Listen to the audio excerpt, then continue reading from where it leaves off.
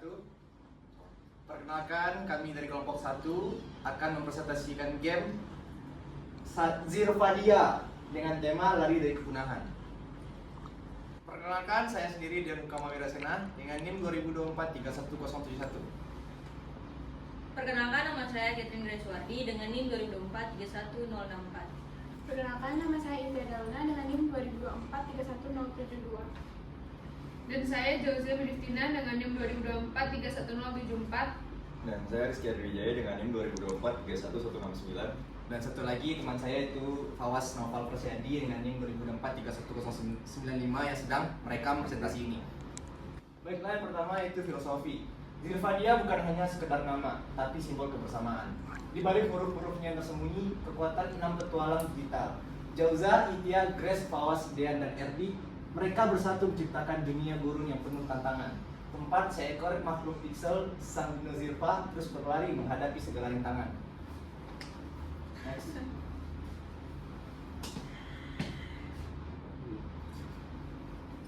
Selanjutnya itu konsep game. Yang pertama itu genre, endless runner 2 dimensi. Karakter utama yaitu dinosaurus bernama Zirvadia. Settingan yaitu dunia pasca bencana, langit merah, gurun tandus, dan sinyal hilang. Tujuannya yaitu lari dari gelombang kepunahan yang terus mengejar di belakang.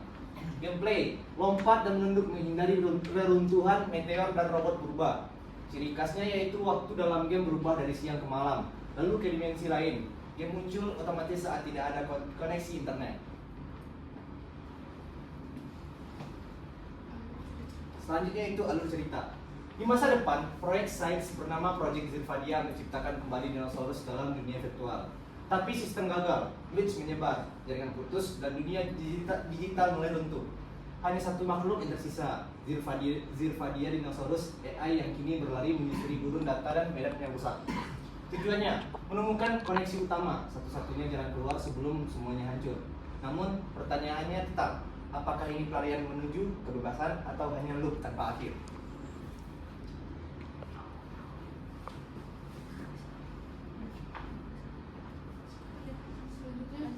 Selanjutnya ada mekanisme game. Yang pertama ada tujuan game, bertahan selama mungkin, menghindari rintangan, dan meraih skor tertinggi. Yang kedua ada kontrol game, yaitu lompat, tekan spasi atau tanda panah ke atas. Yang ketiga ada rintangan dalam game, kaktus dan burung, kecepatan dan kesulitan meningkat seiring berjalannya game. Yang keempat ada skor, skor bertambah otomatis seiring waktu dan jarak tempuh. Dan tidak ada batas skor, tetapi skor akan looping setelah 99 saat menyentuh rintangan game over. Selanjutnya ada game over dan retry. Jika menabrak rintangan layar berhenti dan memunculkan tombol retry atau dengan menekan spasi. Yang keenam ada fakta unik. Game ditulis dan dapat dimainkan di Google Chrome kapan saja. Baik, sini flowchart. Yang pertama start, yaitu game player sebanyak X. Apabila positif, maka ditambah kecepatannya. Terus selanjutnya multiplayer baru. Selanjutnya lagi skor bertambah secara multiplayer. Jika tertabrak maka akan keluar skor. Skornya akan keluar. Jika tidak maka tambah kecepatan.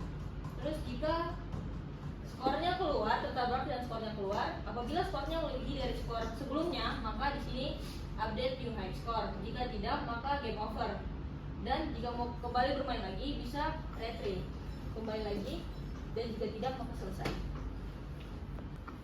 Baik, di sini saya akan menjelaskan dengan daftar komponen. Yang pertama ada main kamera. Main kamera itu komponen ini berfungsi untuk menampilkan semua objek di dalam game kepada pemain. Main kamera akan mengikuti pergerakan pemain dan objek dalam game untuk memberikan pandangan yang dinamis dan menarik. Yang kedua ada ground atau tanah. Tanah atau ground adalah elemen dasar dalam game yang menjadi tempat pemain bergerak. Tanpa adanya ground, karakter pemain yaitu T-Rex tidak akan bisa bergerak atau memiliki acuan tempat untuk bertahan. Player, pemain yaitu T-Rex. Pemain yang berperan sebagai karakter T-Rex akan mengontrol pergerakan dalam permainan. Pemain akan bergerak di atas tanah dan harus menghindari berbagai rintangan seperti kaktus dan burung yang muncul. Yang keempat ada game manager. Game manager adalah komponen utama yang mengatur logika inti permainan, termasuk Kecepatan game mengatur dan meningkatkan kecepatan permainan seiring waktu.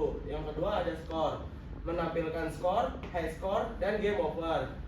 Yang ketiga atau yang terakhir ada tombol retry, memungkinkan pemain mengulang permainan setelah kalah atau menabrak suatu musuh. Yang kelima ada spawner. Spawner berfungsi untuk memunculkan rintangan seperti kaktus dan burung. Fungsi utama adalah mengatur kemunculan objek penghalang. Yang kedua spawn chance, menentukan peluang kemunculan tiap objek, misalnya kaktus kecil muncul 10% dari waktu permainan. Yang keenam ada canvas. Canvas adalah komponen UI yang menampilkan elemen seperti skor dan tombol retry. Yang UI menyediakan tampilan dan kontrol bagi pemain. Event system adalah mengatur interaksi pemain dengan elemen UI seperti tombol dan menu. Selanjutnya ada storyboard. Frame pertama yaitu start screen, pemain tekan space untuk memulai. Frame kedua, dino berlari, dino mulai bergerak, berlari dan berlari otomatis. Frame 3, kaktus muncul, pemain menekan space dan bersiap loncat. Frame keempat, dino melewati kaktus. Selanjutnya frame kelima, 3 kaktus, pemain harus loncat lebih jauh. Frame keenam, burung terbang, dino melewati burung. Selanjutnya ada frame 7, level makin cepat rintangan sering. Frame 8, skor naik di pojok, skor pemain terus naik. Ada frame 9, dino menabrak kaktus, dino tabrakan, game over. Frame 10, layar game over. Kaktus, restart muncul. Oke, yang terakhir ada kesimpulan. Zirvadia menghadirkan pengalaman Endless Runner yang dibalut cerita fiksi ilmiah tentang dinosaurus digital yang melarikan diri dari kehancuran dunia virtual. Dengan mekanisme sederhana, suasana yang gelap, dan nuansa glitch yang intens, game ini menyampaikan pesan tentang perjuangan, harapan, dan ketidakpastian di tengah dunia yang tidak stabil. Pemain tidak hanya diajak berlari, tapi juga merenungkan apakah pelarian ini menuju kebebasan atau hanya sebuah lingkaran tanpa akhir. Sekian presentasi dari kelompok kami. Jika terdapat kesalahan mohon dimaafkan. Wabillahi taufiq wal hidayah. Wassalamualaikum warahmatullahi wabarakatuh.